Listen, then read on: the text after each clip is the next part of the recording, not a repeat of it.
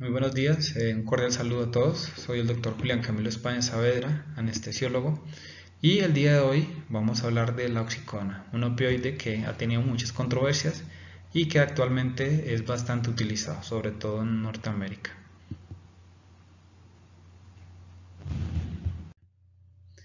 Los ítems a tomar el día de hoy en nuestra conferencia van a ser los siguientes: la definición de este tipo de medicamentos, los aspectos farmacocinéticos y farmacodinámicos, las concentraciones en la población pediátrica, las presentaciones con las que disponemos acá en México y la dosificación y las diferentes indicaciones en nuestros pacientes pediátricos. En cuanto a la definición de nuestro fármaco, acá observamos su molécula inicial. Vemos que su nombre original fue Oxycontin, que es su nombre comercial o su nombre más conocido a nivel mundial. Este pues es un opioide, ¿no? Semisintético de acción prolongada y originalmente fue sintetizado a partir de la tebaína. Este es un alcaloide. Se considera un agonista puro como tal, al igual que el fentanilo, al igual que la morfina, y este tiene, la oxicodona, una afinidad muy alta para los receptores opioides kappa, mu y delta, sobre todo a nivel del encéfalo y la médula espinal. Usualmente la oxicodona la administramos por vía oral y pues es importante recordar que es un medicamento de prescripción.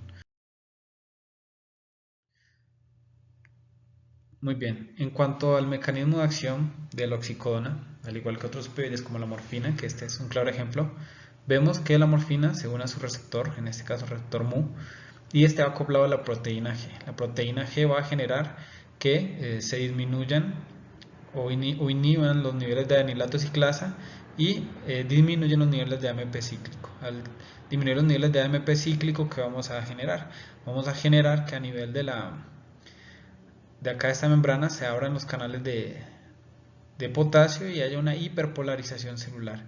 Esta hiperpolarización celular nos va a llevar a que pues, se abran los canales dependientes de calcio, y al abrirse los canales dependientes de calcio se van a inhibir estos neurotransmisores, en este caso a nivel presináptico, lo cual va a generar el efecto de los opioides. Bueno, ya para hablar de los aspectos farmacocinéticos y farmacodinámicos de la oxicodona, vamos a observar lo siguiente. La equipotencia oral de la oxicodona en cuanto a la morfina se considera de 1.5 a 1 y la equipotencia parenteral es casi igual a la morfina, casi 1 a 1. Vemos que esta es 7.7 veces más potente que la codeína. La codeína pues es bastante utilizada o fue bastante utilizada y pues es importante tener en cuenta esta comparación. En cuanto a su biodisponibilidad oral es bastante alta, es desde el 60 hasta el 80%. Y esto es bastante importante tenerlo en cuenta porque la mayoría de presentaciones que vamos a encontrar en la actualidad van a ser para administrar por vía oral. Su unión a proteínas plasmáticas es del 45% y vemos que su metabolismo es hepático. Al haber un metabolismo hepático dependiente de la citocromo P450, nos va a conducir a una producción de unos metabolitos, en este caso la noroxicodona y la oximorfona, y estos son conjugadas con ácido glucurónico. Entonces recordemos que este fármaco tiene un metabolismo hepático y una eliminación tanto biliar como renal. En este caso ya dijimos que es por el citocromo P450 y principalmente es por la CYP3A, lo cual media una N-metilación y convierte la oxicodona a noroxicodona. Y la CYP2D6 media la O-desmetilación de la oxicodona a oximorfona y a noroximorfona, ¿no? Entonces estos son los tres metabolitos que vamos a tener de la oxicodona. La eliminación pues es por vía renal y por vía biliar. La vida media beta estudiada en los adultos es de 3 a 3.7 horas y recordemos que la depuración va a ir disminuyendo en los pacientes que tengan disfunción hepática. Muy bien, la biodisponibilidad en adultos a nivel intranasal, oral y rectal es aproximadamente 50% que la Rotivay. Recordemos que el oral es del 60 al 80%. Sin embargo, estas otras vías también están descritas que se pueden utilizar. La oxicodona a nivel rectal desafortunadamente la absorción es mucho más prolongada, por lo cual esta ruta no está completamente recomendada. La formulación endovenosa de la oxicodona genera depresión respiratoria. De hecho, se han hecho diversos estudios en donde se han administrado en pacientes y se ha encontrado que en los pacientes que fueron sometidos a cirugía de oftalmología, a esta dosis de 0.1 miligramo kilogramo dosis presentó o generó, depresión respiratoria. Y algo que es bastante importante recordar es que, bueno, ya dijimos, ¿no?, que las dos enzimas que metabolizan la oxicodona, en este caso la CYP2D6, que genera la O-desmetilación y produce oximorfona, vemos que este metabolito es incluso hasta 14 veces más potente que la oxicodona, lo cual, aparte de ser mucho más potente, presenta mayor mayor afinidad por el receptor Mu, y esto nos va, pues, a generar mayor riesgo de presentar efectos adversos. Muy bien. Sus efectos secundarios, pues, son similares a los de la morfina y a los de los otros agonistas puros. En este caso vamos a ver sedación, algunos efectos adversos psicomiméticos, pero son un poco menos frecuentes. Las reacciones adversas grandes o mayores, por decirlo de alguna forma, principalmente es depresión respiratoria, apnea, paro respiratorio, y en menor grado podemos encontrar hipotensión y algún caso de choque. Y ya manifestaciones un poco más frecuentes pero menos graves, como todos los opioides, ¿no? Podemos observar estreñimiento, náuseas, somnolencia, vértigos, prurito, cefalea, serostomía, diaforesis y astenia. Es bastante frecuente en este grupo de medicamentos. La duración del efecto analgésico va de 3 a 5 horas, y en cuanto al desarrollo de tolerancia, pues es similar a los otros opioides, no hay mayor diferencia. Muy bien, este es un aspecto bastante importante, y son cuáles son las interacciones de la oxicodona. En este caso, vamos a ver que la administración concomitante, sobre todo con los inhibidores de monoaminoxidasa, que cada vez son menos frecuentes, pueden ocasionar reacciones adversas, sobre todo en el sistema nervioso central, en la función respiratoria y en la función cardiovascular. El uso de oxicodona junto con otros anestésicos, fenotiacinas, antidepresivos, algunos sedantes, hipnóticos, muy relajantes, antidepresivos, y el uso concomitante con alcohol, pues lo que nos va a generar es una potenciación de los efectos sedantes de este opioide, que se pueden adicionar con estos medicamentos anteriores y pues generar en cierto grado mayor depresión respiratoria.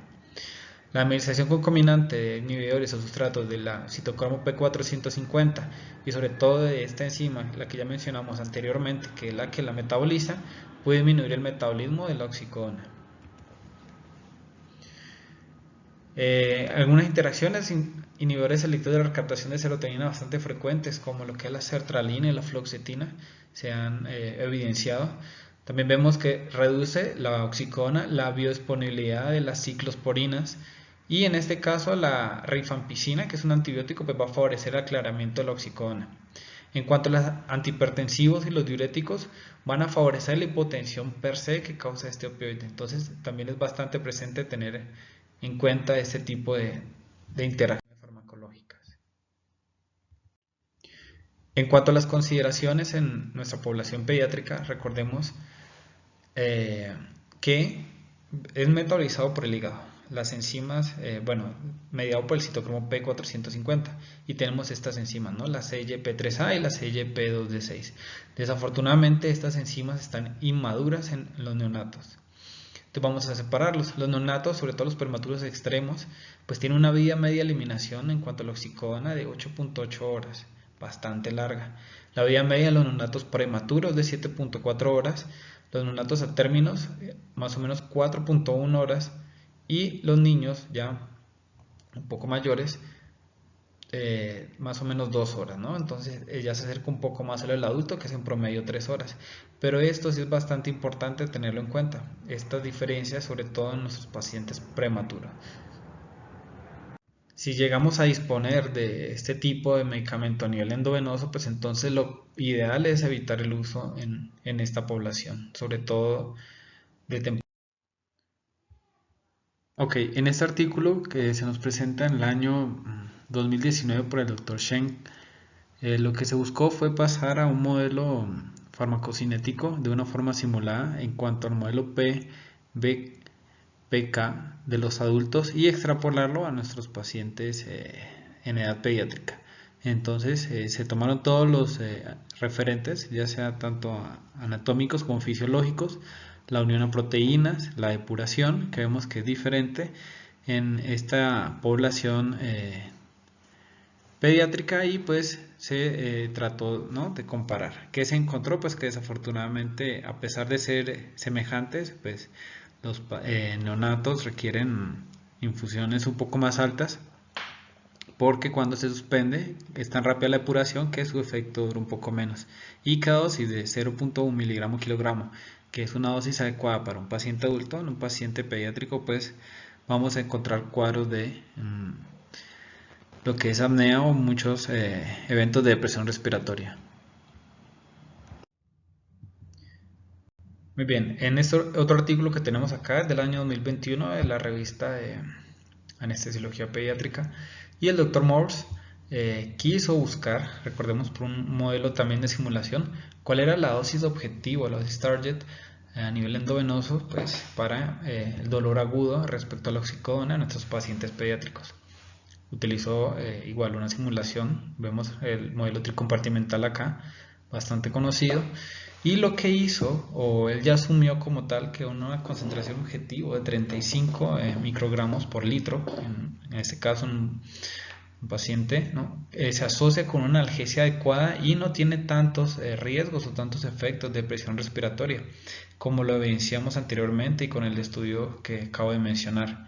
Entonces él pues realizó la simulación, utilizó pues modelos en recién nacido y hasta pacientes adultos obesos que recibieron administración ya sea de oxicodona endovenosa o parenteral.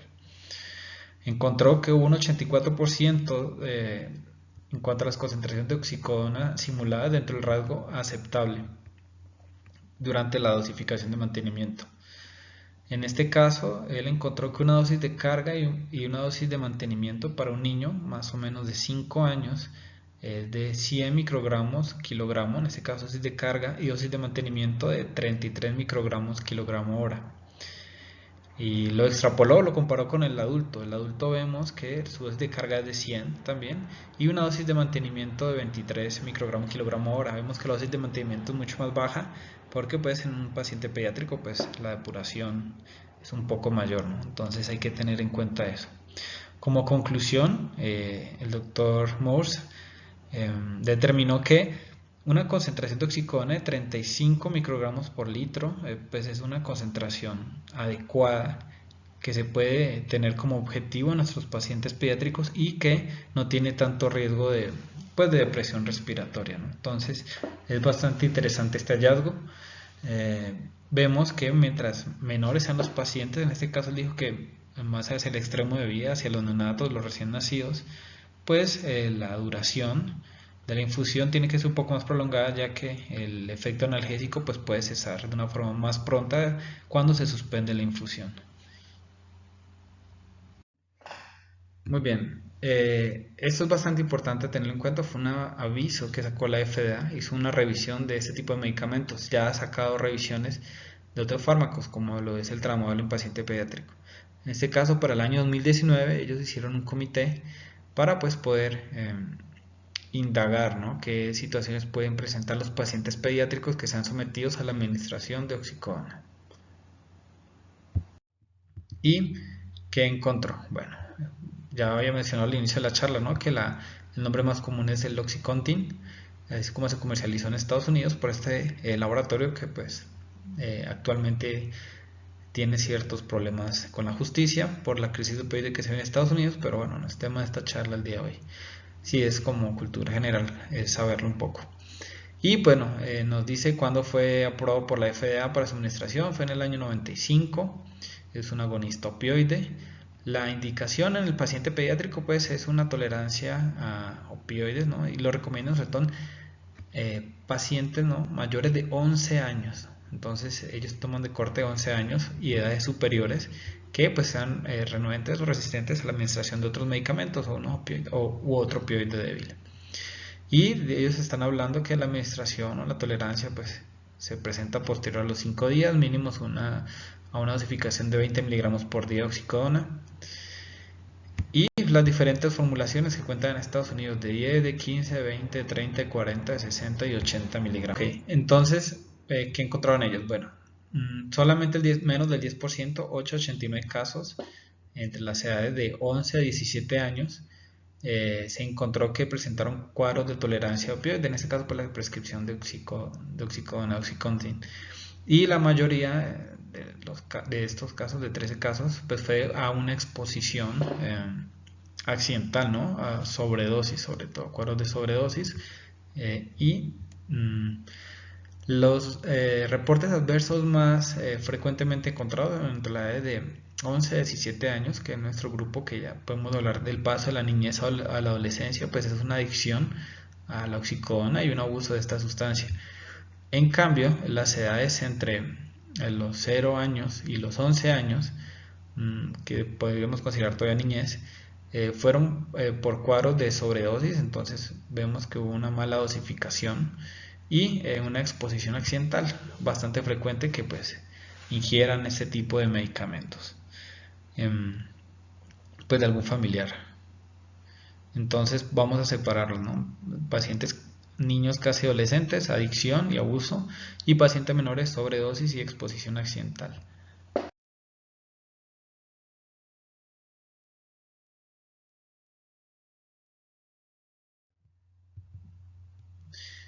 Bueno, es bastante importante recordar, ¿no?, que desafortunadamente pues habría que hacer estudios genéticos para saber qué pacientes son metabolizadores ultra rápidos, rápidos y lentos, y dependiendo de eso pues tiene mayor predisposición, ¿no?, a los efectos adversos de los opioides, en este caso de depresión respiratoria. Ya podrán revisar en charlas anteriores las alertas que se sacó por el uso de tramadol y otros opioides por eventos de apneas posteriores a cirugías de amígdalas, ¿no?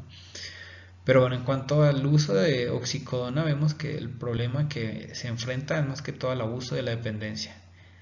Y pues la FDA como tal dijo que no presenta o no sacó alertas nuevas. Vemos que ellos dicen mayores de 11 años sí se puede utilizar. Y obviamente pues la administración, ¿no?, de estos medicamentos debe tener cierto grado de monitorización, deben tener en su etiqueta los riesgos y las complicaciones que pueden causar, y pues los debidos sistemas de seguridad para que no sean ingeridos de forma accidental por niños menores de 11 años. Bueno, en cuanto a las presentaciones acá en México, nos aleja un poco de las presentaciones en el extranjero. En este caso tenemos presentación de liberación inmediata. Su pico es de 60 a 90 minutos posterior a su administración, tanto parenteral como por vía oral. Y también tenemos presentaciones de liberación prolongada, la dosis, sobre todo para los adultos, de 10 a 40 miligramos cada 12 horas. El comienzo de la analgesia es posterior a una sola dosis, de 30 a 60 minutos. Entonces, después de la administración de una tableta oxicodona, en media hora, una hora ya le está haciendo su efecto analgésico. Y la duración analgésica pues puede variar, ¿no? En este caso, en cuanto a la liberación prolongada, vemos que nos cubre hasta 12 horas de analgesia. Y esto es bastante importante, y es por lo que no se recomienda la administración rectal. La oxicodona de liberación prolongada tiene un pico bifásico en cuanto a su nivel plasmático, ¿no? Entonces vemos que el primer pico, cuando produce su efecto, es casi a la hora, 60 minutos, y tiene un segundo pico, vuelve y eleva su concentración plasmática, que es más o menos entre 6 a 7 horas. Ahí está el riesgo entonces de producir los efectos adversos, sobre todo en esos pacientes pediátricos. Muy bien, esta pues es una página, ¿no?, del PLM acá a nivel mexicano, y pues podemos encontrar que la oxicodona se comercializa bajo este nombre, Endocodil, y este es el laboratorio que pues tiene el permiso para poderlo producir. Vemos de todas las diferentes presentaciones con las que contamos acá en México. En este caso, ampolletas de 1 mililitro, vienen 10 miligramos por mililitro, pues diferentes cajas con diferentes ampolletas, y también tenemos presentación de 2 mililitros, en este caso 10 miligramos por mililitro. Eso en cuanto a la administración endovenosa. En cuanto a la administración oral o las tabletas, vemos que tenemos Endocodil XR y Plexicodim. Todas estas son por BioNTech. Esta es de PISA. Todas estas son oxicodona, liberación prolongada con sus diferentes dosis, ¿no? Acá en México tenemos de 10, de 20, de 40 miligramos. Y hay un plus que es la oxicodona más paracetamol, llamado Plexicodim. Esta tableta es producida por PISA y ya vamos a ver su presentación. Entonces tenemos Endocodil para administración parenteral, en este caso la podemos observar acá en la parte de la izquierda. Luego ya nos vamos a las presentaciones orales, ¿no? Tenemos oxicodona o endocodil de 5 miligramos, de 10 miligramos, de 20 miligramos y de 40 miligramos. Todas estas de liberación prolongada. Y esta es la Plexicodim, que es oxicodona más paracetamol. En este caso tenemos 5 miligramos de oxicodona y 325 miligramos de paracetamol. Esta presentación pues es la original, es el Oxycontin de fabricación estadounidense, que también lo podemos encontrar acá en México, y vienen de diversas presentaciones, vienen de 10, de 15, de 20, de 30, de 40, de 60 y de 80 miligramos, ¿no? Entonces también es importante conocerlas, pues por si nos llegamos a cruzar con ellas, poder saber identificarlas. Incluso tiene su tabla, ¿no?, para analgesia suplementaria y cuáles son las dosis de rescate. En este caso, si tenemos Oxycontin de 10 miligramos, pues el rescate, que sería liberación inmediata, sería 5 miligramos. Si estamos con igual de 20, rescate de 5. Si estamos con de 30 miligramos, recordemos que todas estas son de liberación prolongada, los rescates serían de 10 miligramos, igualmente de 40, de 60 serían de 15 y de 80 y de 20 miligramos el rescate, y de 120 de 30 miligramos el rescate. Siempre tener en cuenta, ¿no?, la epidemia de opioides que se está viendo en Norteamérica y que acá en nuestro país no estamos exentos de en un futuro poder vivirla también. Entonces, este es un medicamento que se debe indicar con bastante responsabilidad. Ya sabemos cuáles son sus principales indicaciones y pues conocerlo bastante bien. En cuanto a la dosificación, bueno, ya vimos que hay unos estudios que quieren llegar a una concentración objetivo para administrarlo a nivel parenteral. Vemos que dosis de 0.1 miligramo kilogramo producen depresión respiratoria en nuestros pacientes pediátricos.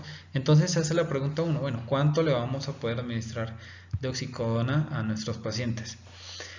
En el año 2012, en el año 2020 una actualización de esta guía, no hubo mayor modificación, entonces me dirijo al año 2012. En el año 2012, pues la OMS, la Organización Mundial de la Salud, dejó algunas directrices para la administración de diferentes fármacos en los pacientes pediátricos con dolor persistente, con dolor crónico.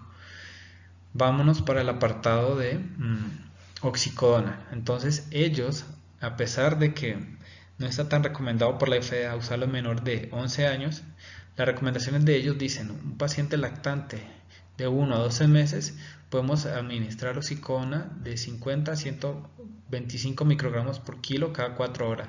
Estos son en pacientes vírgenes de opioides que no han sido expuestos anteriormente a este tipo de medicamentos. Y la administración, vía oral, de liberación inmediata.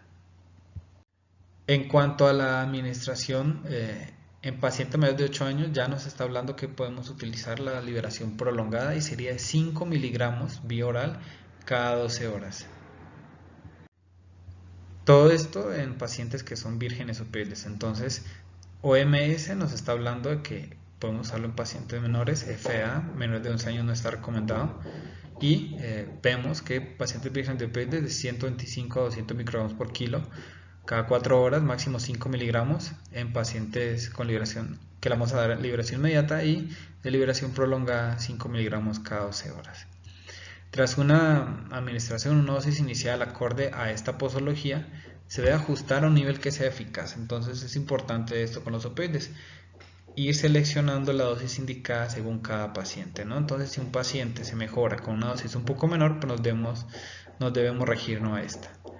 Entonces, a una dosis eficaz sin que sea una dosis máxima. Y el aumento de esta dosis no debe superar el 50% en 24 horas en pacientes ambulatorios. Bueno, ya acá nos comenta que los profesionales con experiencia en el uso de este fármaco, ¿no?, los los algólogos pediatras, los algólogos, los pediatras, los oncólogos, pueden efectuar incrementos hasta un 100%. Sin embargo, ese paciente debe estar vigilado de una forma muy estricta y cuidadosa. Entonces es mejor no arriesgarnos y no superar el 50% en 24 horas. Ahora, pacientes que presentan cuadro de dolor interrecurrente, en este caso estamos hablando de preparaciones de liberación inmediata, que es lo ideal. Podemos administrar más oxicodona siempre y cuando pues, sea necesario, sin superar el 5 al 10% de la dosis diaria regular basal. En este caso estamos hablando de los rescates. En el caso de que el dolor sea repetido, pues podemos administrarlo de una forma igual, repetido, pero ajustándonos, ¿no?, a lo que ya hemos mencionado. Y no debemos superar aumentos del 50% en 24 horas. Entonces, manejo del paciente virgen de opioides, manejo del paciente con liberación prolongada y en este caso para las dosis de rescate. Muy bien, este es un libro bastante famoso en anestesiología pediátrica, el Cote y Lermans. Ellos pues nos hablan, ¿no?, de qué dosis sugieren para la administración de la oxicodona. En este caso, en esta parte que podemos observar acá, ellos están usando dosis de 0.1 a 0.2 miligramos por kilo cada 4 a 6 horas, pero por vía oral. Por vía parenteral no lo recomiendan. ¿Por qué? Porque pues esta dosis nos va a presentar depresión respiratoria. Entonces repetimos, la oxicodona tiene una relación potencia con la morfina de 1.5 y la dosis pues, de 0.1 a 0.2 miligramos por kilo cada 4 a 6 horas vía oral. Muy bien, en cuanto a la OMS para el año 2012, pues ¿qué nos dijo, no? En cuanto a la interrupción de la administración, ¿cuándo vamos a parar de administrar la oxicodona? En este caso, de tratamientos cortos, ¿no?, de 7 a 14 días, 1 o 2 semanas, la dosis original se puede reducir de un 10 a un 20% cada 8 horas. Y pues podemos aumentar el intervalo de dosis de una forma gradual. Entonces si lo damos cada 4, cada 6 o cada 12 horas, vamos a irlo incrementando, o sea, los intervalos, las horas, de una forma gradual. En cuanto al tratamiento a largo plazo, ya vamos a hablar de que el paciente lo lleva más de 2 semanas o incluso meses. La dosis debe reducirse, pero no más de un 10 o un 20% por semana. Eso es bastante importante. Entonces, tratamientos de largo plazo, la dosis debe reducirse no más de 10 a 20% por semana para evitar cuadros de abstinencia. Pacientes con disfunción renal, en este caso leve o moderada, puede ser necesario reducir la dosis. Recordemos que a pesar de tener un metabolismo hepático, tiene una eliminación tanto biliar como renal. Y lo que debemos hacer es empezar por la dosis efectiva más baja para nuestro paciente e ir ajustando según a la respuesta de este, ¿no? Pacientes con difusión hepática también se debe reducir la dosis en un 50% o en lo posible evitar su uso. Ok, como conclusiones de la oxicodona, sobre todo en el manejo del paciente pediátrico, ¿qué podemos tener? Primero, la administración parenteral, a pesar de que ha sido escrita, pues aún cuenta con poca evidencia. Entonces siempre está el riesgo latente de que un paciente tenga el alelismo que nos condicione que sea metabolizador súper rápido o lento y pues tenga alguna complicación. Entonces desafortunadamente tenemos poca evidencia. Lo ideal es solamente usarlo en casos controlados. Tanto la FDA como la OMS nos está hablando que la administración oral es segura en adolescentes. Ya pacientes menores de 11 años no es recomendado por la FDA y pues la OMS sí nos deja ciertas directrices. Igualmente, lo que acabo de mencionar, ¿no?, los polimorfismos, sobre todo en esta isoenzima, la CYP2D6, que es la que nos pasa de la oxicodona a la oximorfona, pues es bastante complejo, ¿no? Y pues recordemos que está mucho más potente y tiene mayor afinidad por el receptor. Entonces no sabemos con qué paciente podemos estar tratando y pues sí tener las medidas necesarias, tanto de seguridad como conocer, ¿no?, las posibles complicaciones que puede presentar el paciente por la administración de la oxicodona. Y algo que me gustaría que se quedaran con esta charla es que no hay unas dosis específicas. A pesar de que nos está hablando de 5 miligramos cada 12 horas, hay que titular nuestra dosis según cada paciente. Pacientes con patología hepática es mejor evitarlos, pero pacientes con enfermedad renal o pacientes que ya sean tratados con otro tipo de medicamentos, pues debemos ajustar la dosis a la que más analgesia le dé. Si tenemos dosis bajas, con eso se controla su paciente, pues lo podemos mantener así. Bueno, cualquier pregunta pues será respuesta. Muchas gracias por su atención, que tengan un excelente día.